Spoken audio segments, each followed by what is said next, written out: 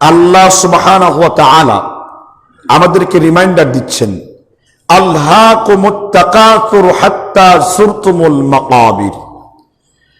কোন সেই জিনিস বা দুনিয়ার প্রাচুর্য তোমাকে কবরের জিন্দেগি থেকে গাফিল করে রেখেছে?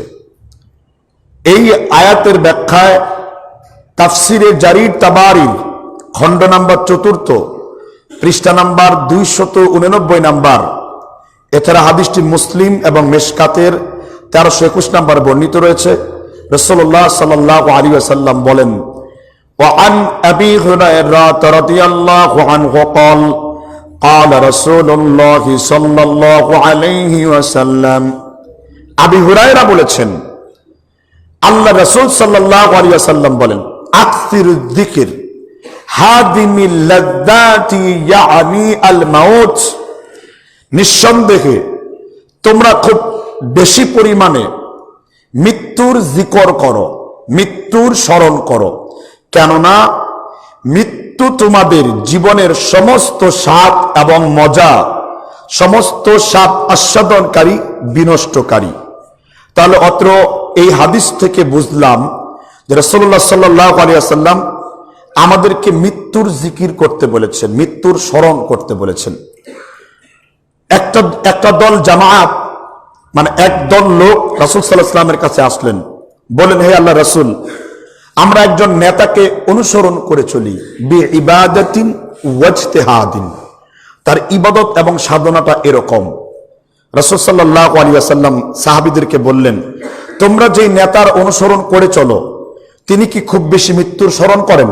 তখন তারা বলল, মা ইয়াতায়াযকুরুহু ওয়া ইয়াসমাউহু, আমরা কখনো তাকে মৃত্যুর স্মরণ বা মৃত্যুর জিকির করতে দেখি না। তখন আল্লাহ রাসূল বলেছেন, তোমরা যেই নেতাকে অনুসরণ করে চলো, লাইসা সাহিবুকুম হুনাকা, যেই লোক কিনা মৃত্যুকে অনুসরণ করে চলে না, মৃত্যুর স্মরণ যেই লোকের মধ্যে থাকে না, সে কখনো কাঙ্ক্ষিত মানের আল্লাহর ইবাদতকারী হতে পারবে না। হাদিসটা মুসলিমের কবরের আযাব অধ্যায়ের বিবরণের 2335 নাম্বার, এছাড়া ইমাম ইবনু আসাকির আত-তারিখুল দামেশকের 7053 নাম্বার বর্ণনাতেও হাদিসটি এনেছেন। তাহলে এই হাদিস দ্বারা বুঝলাম, লাইসা সাহিবুকুম হুনাকা, আপনি যখন কোন লোকের ফলোয়ার হবেন, অনুসারী হবেন, যদি তার কথার মধ্যে মৃত্যুর চিন্তা না থাকে বা তার বাচনভঙ্গিতে, তার চলার মধ্যে যদি মৃত্যুর এমন একটা জিনিস, দেখুন মৃত্যু হলো এমন একটি প্র্যাকটিক্যাল, বাস্তব একটি এক্সাম্পল আমাদের জন্য, যে যারা অ্যাথিস্টে বিশ্বাস করে, মানে আল্লাহকে অস্বীকার করা বা পরকালকে অস্বীকার করা, তিনারা কেউই কিন্তু মৃত্যুকে অস্বীকার করতে পারেনি। কারণ মৃত্যু একটি এমন একটা জিনিস যা প্রত্যেকটা জান বা নফসকে এর মজা বা স্বাদকে আস্বাদন করতে হবে। আল্লাহ রাব্বুল আলামিন মুমিনদের মৃত্যুর কিছু দৃশ্যপট কোরআনে তুলে ধরেছেন, আর কাফেরদের দৃশ্যপটও তুলে ধরেছেন। যখন একজন কাফের, মানে যে ব্যক্তি জালেম হবে, পাপী হবে, তার মৃত্যু কিরকম হবে, এবং আল্লাহ সূরা মুজাদালায় এবং সূরা যুখরুফের 66 নম্বর আয়াত থেকে আলোচনা করেছেন। সাউলকি ফি কুলুবিল্লাযিনা কাফারুর রুবা ফাদরিবু ফাওকাল আ'নাকি ওয়াদরিবু মিনহুম কুল্লা বানান। সাউলকি ফি কুলুবিল্লাযিনা কাফারুর রুবা, তখনই কাফির, একজন পাপী মালাকুল মউতকে দেখতে শুরু করবে, তখন তার চেহারার মধ্যে একটি ভয়, ভীতিকর একটি অবস্থার সৃষ্টি হয়ে যাবে, এবং তার ঘাড় থেকে পৃষ্ঠদেশে এমন ভাবে আঘাত করা হবে, সাউলকি ফি কুলুবিল্লাযিনা কাফারুর রুবা ফাদরিবু ফাওকাল আ'নাকি ওয়াদরিবু মিনহুম কুল্লা বানান। আর তার আঙ্গুলের গিটে গিটে প্রত্যেকটা পশমের গোড়ায় গোড়ায় তার মৃত্যুর আযাবকে, মৃত্যুর স্বাদকে পৌঁছে দেওয়া হবে, যা সেখান থেকে ফিরে আসতে পারবে না। প্রথম হলো এটা কোনো ঘটনা নয়। দ্বিতীয় হলো এটা কোনো দার্শনিক বা ফিলোসফারদের কোনো উক্তি নয়, এটা সরাসরি এই আয়াত উল্লেখ রয়েছে সূরা যুখরুফের মধ্যে, আল্লাহ আলোচনা করেছেন। এছাড়া মৃত্যুর কষ্ট সম্পর্কে আল্লাহ আরো বলেছেন সূরা ওয়াকিয়ার আপনি 65 নম্বর আয়াত থেকে আপনি পড়তে শুরু করলে পাবেন, ফালাউলা ইযা বালাগাতিল হুলকাম ওয়া আনতুম হিনা ইযিন তাযুরুন। আপনি দেখবেন মানুষ যখন মরে যায়, মৃত্যুবরণ করে, তখন তার চক্ষুগুলো খোলা থাকে। কারণ আল্লাহ বলছেন ফালাউলা ইযা বালাগাতিল হুলকাম, মালাকুল মউত মৃত্যুর ফেরেশতা যখন মানুষের কণ্ঠনালীর কাছে উপস্থিত হয়ে যায়, তখন সে সরাসরি তার নিজের দুই চোখ দিয়া মালাকুল মউতকে সে দেখতে শুরু করে, তার চোখগুলো ছানাবড়া হয়ে যায়। আল্লাহ রাব্বুল আলামিন কুরআনুল কারীমে তারপরে বলেছেন ওয়ালাকিন লা তুবসিরুন, তখন তোমরা নিজেরাই সেই জিনিসটা দেখতে থাকো। যেমন আপনার কাছ থেকে যদি কোনো ছিনতাইকারী হঠাৎ আপনার দামি স্পেসিফিক কোনো জিনিস ছিনতাই করে নিয়ে যায়, আপনি যেমন তার দিকে তাকিয়ে থাকেন, যখন আপনার রুহুল আমের জিনিসটাকে ছিনতাই করে আপনার শরীর থেকে বের করা হয়, তখন আপনি চক্ষু বন্ধ হয়ে যায়, আপনার চোখ ছানাবড়া হয়ে যায়, আপনি তখন তওবা করতে শুরু করেন। এই জন্য রাসূল আরবি সাল্লাল্লাহু আলাইহি সাল্লাম, হাদিস সহিহ মুসলিম, হাদিস নাম্বার 1378 নাম্বার, পেজ নং 96, যেটা অরিজিনাল বুখারীর মুসলিমের যেটা লেবাননের বৈরুতের ছাপ, আল্লাহ তাআলা নিজেই বলছেন ইন্নাল্লাহা আযজা ওয়া জাল্লা ইয়াকবালুত তাওবাতা মা লাম ইউগারগির। মৃত্যুর গড়গড়া মানে মৃত্যুর জান কবজ হওয়ার পূর্ব মুহূর্ত পর্যন্ত আল্লাহ রাব্বুল আলামিন আদম সন্তানের তওবাকে কবুল করেন। যখন আদম সন্তান মালাকুল মউতকে দেখতে শুরু করে দেয়, তখন তার তওবা কিন্তু আল্লাহ গ্রহণ করেন না। ইন্নাল্লাহা আযজা ওয়া জাল্লা ইয়াকবালু তাওবাতা মা লাম ইউগারগির। মালাকুল মউতকে দেখার পূর্ব পর্যন্তই আপনার পাপের জন্য আপনার তওবার রাস্তা বন্ধ চালু থাকবে, কিন্তু যখন আপনি মালাকুল মউতকে নিজের চোখে আপনি দেখতে শুরু করবেন, তখন কিন্তু আপনার এই তওবা কবুল করবেন না আল্লাহ রাব্বুল আলামিন। কেননা মৃত্যুর গড়গড়া, মৃত্যুর শেষ মুহূর্ত, এটাকে বলা হয় সাকরাতুল মাউত। 10 লক্ষ হাদিসের মুহাদ্দিস ইমাম আহমেদ ইবনে হাম্বল রাহমাতুল্লাহ আলাইহি একেবারে শেষ অবস্থায় চলে এসেছেন, মৃত্যুর দেড়গোড়ায়।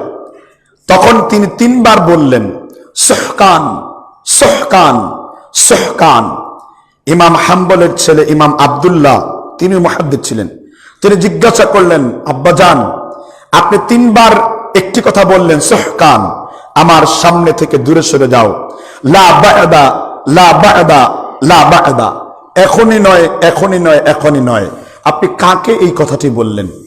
ইমাম আহমেদ ইবনে হাম্বল বললেন যে আমার কাছে শয়তান তার আসল প্রতিকৃত ছবি নিয়ে আমার সামনে উপস্থিত হলো, এবং আমাকে শয়তান এসে বলতে শুরু করলো, হে ইমাম হাম্বল, তুমি আমার হাত থেকে ফসকে বের হয়ে গেলে, আমি তোমাকে ধোকায় ফেলতে পারলাম না।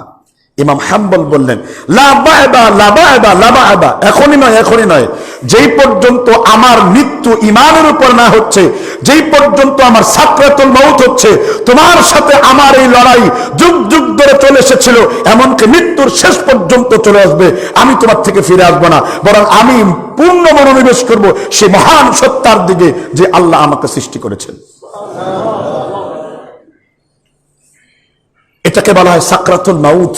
মৃত্যুর সময় সর্বশেষ শয়তান আপনাকে ধোঁকা দিবে। আমি যে ঘটনাটি উল্লেখ করলাম, কিতাবুজ জুহুদ এবং সিয়ারু আলামিন নুবালা, ইমাম শামসুদ্দিন জাহাবি, part number 1, the page number হলো 48, এখানে এটা উল্লেখ করা হয়েছে।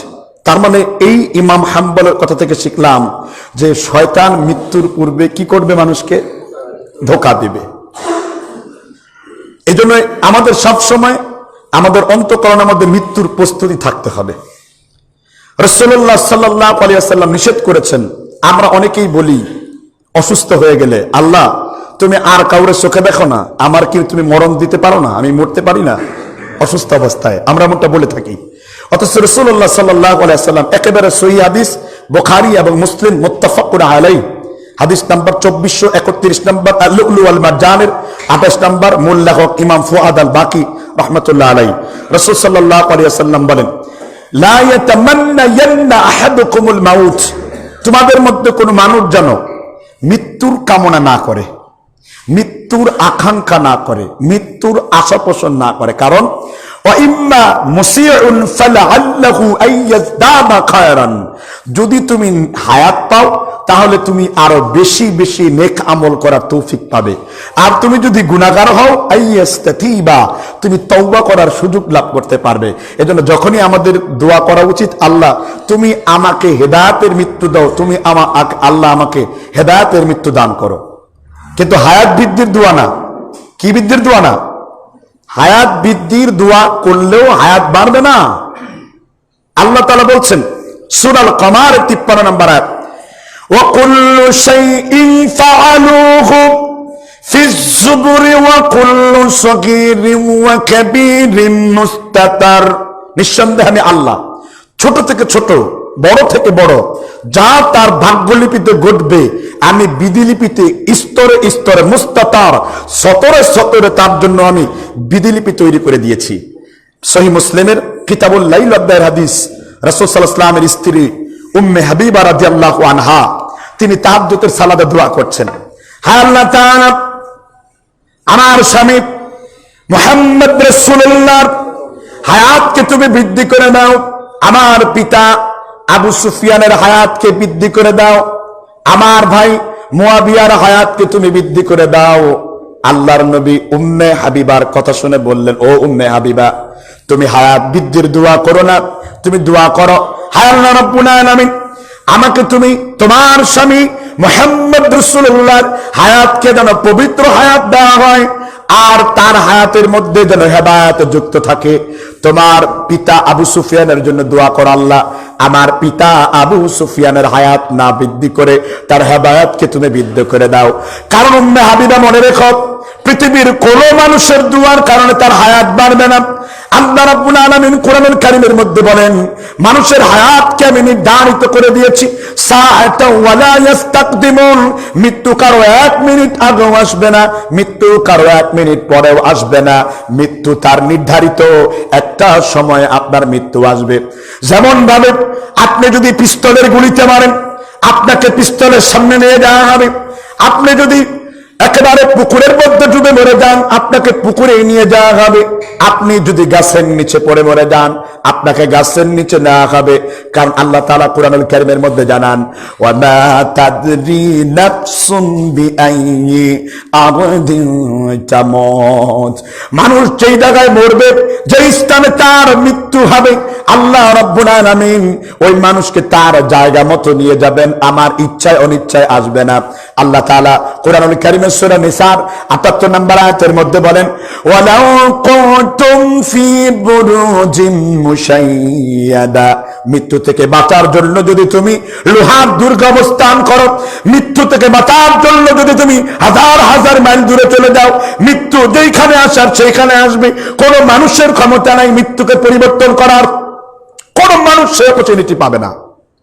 ওয়ালাউ কুনতুম ফি বুরুজিন মুশাইয়াদা, যদি তুমি লোহার তৈরি করা দুর্গের শক্তিশালী একটি কম্পটের মধ্যে তুমি বসে থাকো না কেন, মৃত্যু তোমার যথারীতি সময়ে চলে আসবে।